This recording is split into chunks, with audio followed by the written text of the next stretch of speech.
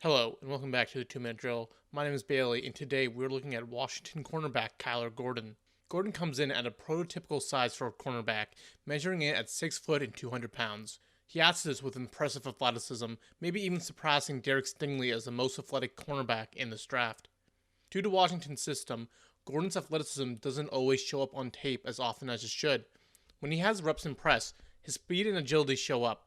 Unlike his teammate Trent McDuffie, Gordon isn't as comfortable in zones, but he shines in man coverage. He uses his long speed and length to cover bigger players and is able to use his quickness to cover the smaller, faster ones. As with most Washington cornerbacks, Gordon is an excellent tackler. He isn't as polished or skillful as McDuffie is, but he's still one of the better tacklers in the class.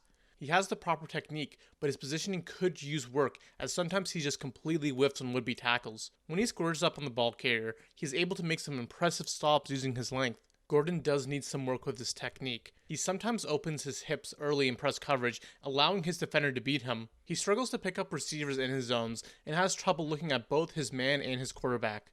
Gordon has some production, but not as much as he should with his skills. He needs to work on his anticipation and further understanding the timing of routes so that he can use his amazing athleticism to jump the route. For a player comparison, Kyler Gordon reminds me the most of Marlon Humphrey.